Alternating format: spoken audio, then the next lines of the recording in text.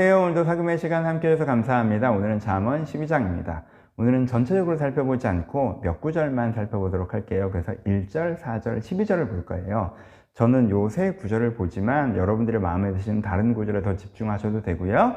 대신 제가 요 세 구절을 설명한 걸 좀 참조하셔서 한 구절을 좀 이렇게 깊게 봐야겠구나. 그리고 구절 간의 연결도 좀 설명을 드릴 거거든요. 그래서 이 구절이 곧장 같은 주제를 얘기하지 않아도 이런 식의 연결고리들이 있구나 라는 것들을 참고적으로 보시면 좋을 것 같습니다. 예, 살펴볼까요? 먼저 1절을 보겠습니다. 제가 읽어드릴게요. 훈계를 좋아하는 자는 지기를 좋아하거니와 징계를 싫어하는 자는 짐승과 같으니라 라고 말씀하고 계십니다. 결론을 먼저 얘기해 볼까요? 제목처럼 내 자신을 성장하는 존재로 받아들여야 된다 라는 것이 구절의 핵심입니다. 다시 내 자신을 성장하는 존재로 받아들여야 된다는 것이 이 구절의 핵심입니다. 본문 조금 더 보죠.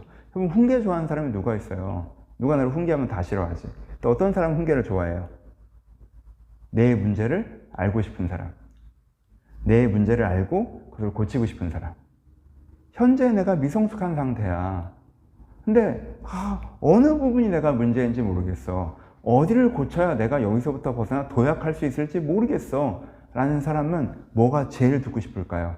훈계가 진짜 듣고 싶겠죠. 누군가 나타나서 넌 그게 문제야. 네가 그 부분을 잘못하고 있어서 도약하지 않는 거야. 네가 그 부분을 방치하고 있어서 도약하지 않는 거야 라는 걸 딱 짚어주면 너무너무 좋아하겠죠. 그렇죠?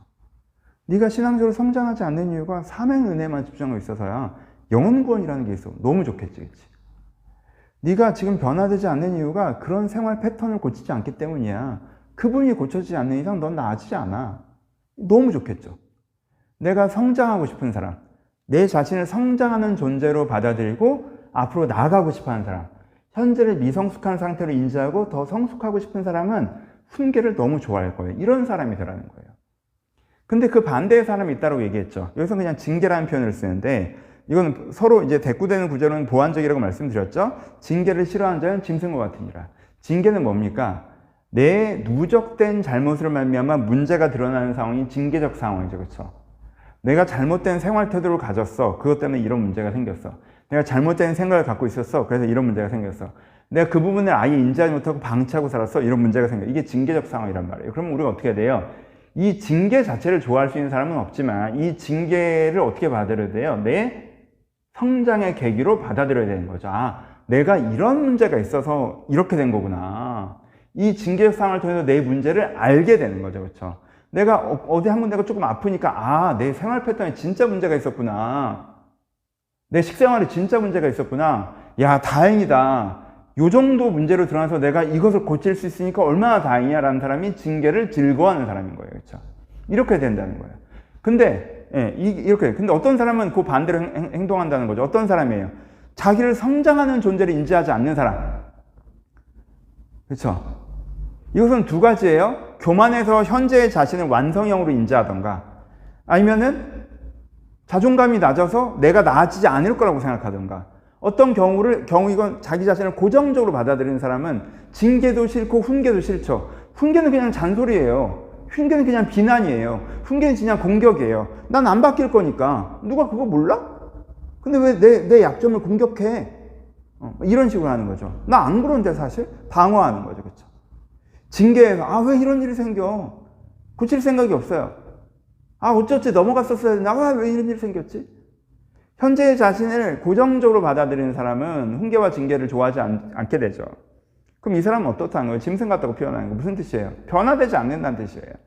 1000년 전의 사자나 지금의 사자나 똑같은 생활 패턴으로 사는 것처럼 이 사람은 5년 뒤나 10년 뒤나 15년이나 20년이나 변하지 않을 거란 말이에요. 그건 본인에게 너무너무 안 좋은 일이죠.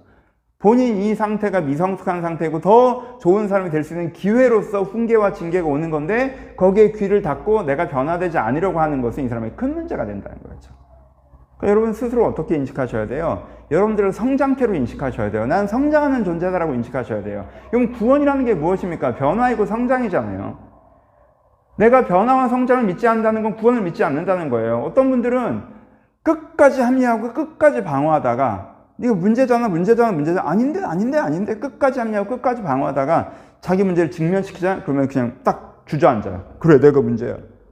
자기 비하하고. 그럼 이것도 완고한 거예요. 이것도 자기 변화를 믿지 않는 거예요. 구원을 믿지 않는 거야. 그렇죠? 그렇죠. 끝까지 자기가 잘못이 없다고 하다가 잘못을 증명하는 순간 고치려고 해야 되는데, 고치라고 하는 훈계와 징계인데, 그렇죠. 난 이렇게 한심한 존재야 하고 그래서 고정화시킨다는 거예요. 또 그러면 안 돼요. 여러분들이 스스로를 성장하는 존재를 인식하고, 그렇기 때문에 자기 문제를 반복적으로 직면하는 기회가 있을 때 그것들을 내 성장할 수 있는 기회를 인지하고 즐거워하면서 그분을 성장의 계기로 삼아 나가는 이런 사람이 되어야 된다라고 이야기하고 계십니다. 그 다음에 이제 4절을 보죠. 뭐라고 말씀하세요? 어진 여인은 그 지아비의 멸류관이나 욕을 끼치는 여인은 그 지아비의 뼈가 썩음 같게 하느니라 라고 얘기하죠. 그렇죠? 여기서 핵심적인 결론은 제 결론을 말씀드리면, 관계의 이름이 아니라 본질을 봐야 된다라는 것입니다. 이 구절에 그냥 결혼 잘해라, 결혼 잘못하면 큰일 난다 이런 얘기이기보다 관계의 본질을 보라는 얘기죠. 그렇죠? 지금 관계의 간판은 뭡니까? 똑같이 아내라는 간판을 달고 있어요. 근데 간판이 그렇지만 아내라는 똑같은 간판에서도 어떤 아내는 멸류관 같은 아내이고 어떤 아내는 내 뼈를 썩게 하는 아내라는 거죠. 그냥 그 간판에 속지 말고 이 관계를 본질을 봐야 된다는 거예요. 그래서 이 본질이 너무 선물 같은 관계야. 이게 내 멸류관 같은 관계라고 하면 너무너무 소중히 여겨야 되고, 이 관계의 본질이 내 뼈를 썩게 하는 관계야. 이게 그러면 정리해야 되는 거죠. 그렇죠? 시편 잠언 뒷부분에 나와 있죠. 25장 24절을 보면 다투는 여인과 함께 큰 집에 사는 것보다 움막에서 혼자 지내는 것이 아니라라고 얘기하죠. 그 구절도 또 설명해야 되는 부분이 있지만 여기랑 연결 설명은 뭐예요? 내 뼈가 썩는 관계라고 하면 그 간판이 아내라고 할지라도 뭐 하는 게 필요한 거예요? 이 관계의 베네핏인 큰 집을 포기한 한이 있어도, 움막으로 가는 한이 있어도 이 관계를 정리하는 것이 나에게 더 좋다라는 거죠. 그렇죠? 그러니까는 관계의 껍데기를 보지 않고 관계의 본질을 보고 그 관계를 대하는 것이 필요하다라고 하는 것이 이 부분에서 핵심이라고 할 수 있습니다. 하나 더 볼까요? 9절을 보죠. 읽어드릴게요. 비천히 여김을 받을지라도 종을 부리는 자는 스스로 높은 채여도 음식이 필절함보다 나으니라 라고 얘기하죠. 물론 제목처럼 결론을 얘기하면 뭐예요? 내가 어떻게 보여지는가 보다 실제 내가 어떠한가가 중요하다는 것이죠. 그렇죠? 사람들에게 보여지기는 사람들이 나를 비천하게 봐요. 사람들이 나를 어떻게 보는지 그렇게 중요한 게 아니에요. 내 실제가 종을 부리는 사람이라면. 그렇죠? 내가 사람들이 보여지는 걸 되게 중요하게 생각하는 사람이라 스스로 높은 채 했어. 사람들이 보기에 되게 대단하다라고 보여지게끔 보여줬어. 그래서 사람들이 나를 대단하게 봐요. 그래 봐야 내 실제가 오늘 먹을 게 없이 필절한 자라면 그건 아무 의미 없는 거라는 거예요. 그러니까 사람들이 나를 어떻게 보는가 하는 것은요, 생각보다 의미가 없다는 거예요. 물론 좋은 인간관계를 해야죠. 좋은 평판이 좋죠. 평판이 중요하다는 얘기도 나중에 나오니까. 하지만 사람들이 나를 어떻게 보는가 하는 게 내 본질이라고 착각하시면 안 된다는 거. 어떤 사람들은 어떻게 생각해요? 사람들이 날 막 인정해주면 내가 잘 살았나 보다라고 생각하고, 사람들이 날 인정해주지 않으면 내가 못 살았나 보다라고 생각하죠. 사회적 시선에서 너는 사람들이 보는 기준에서 너는 뭐도 없고 넌 비천한 자구나 하면 실제는 되게 괜찮은 삶을 살고도 난 비천한가? 라고 착각하는 사람들도 있고, 사람들이 보기에 실제는 진짜 아무것도 없는 진짜 인생 한심하게 산 사람이고 인격도 별로고 그런데 자기가 자기를 꾸밀지 않아서 사람들이 너 대단하다 이렇게 보면 이런 우스꽝스러운 판이 벌어진다는 거예요. 이러지 않아야 된다. 사람들이 대중적 평가, 주변 사람들의 평가가 여러분들의 가치를 평가하는 게 아니라는 걸 여러분들이 인지하시고 뭐 해야 돼요? 내가 어떻게 보여지는가, 사람들을 어떻게 보는가 보다 내 실제가 어떠한가를 내가 볼 수 있어야 된다라는 부분들을 구절을 말씀해주고 계십니다. 연결하죠. 그럼 여기서 연결되는 건 뭡니까? 우리가 실제를 보는 눈이 있어야 된다는 거죠. 보세요. 두 사람이 나눠질 수 있겠죠? 한 사람은 누군가 이렇게 훈계해도 그거 아니야. 내가 맞아. 라고 딱 자기 합리화가 딱 돼 있어. 아닌데? 난 문제 없는데? 난 잘못 없는데? 나는 좋은 관계를 갖고 있어. 난 아내가 있어. 나는 사람들이 보기에 되게 대단하게 나를 봐. 나는 누가 나를 비난해도 그거 아닌데? 내가 맞는데? 나 겉보기에 멀쩡한 관계 있는데? 사람 보기에는 대단하게 보는데? 라고 하지만, 그렇죠? 겉보기에 멀쩡하죠? 하지만 속은 어때요?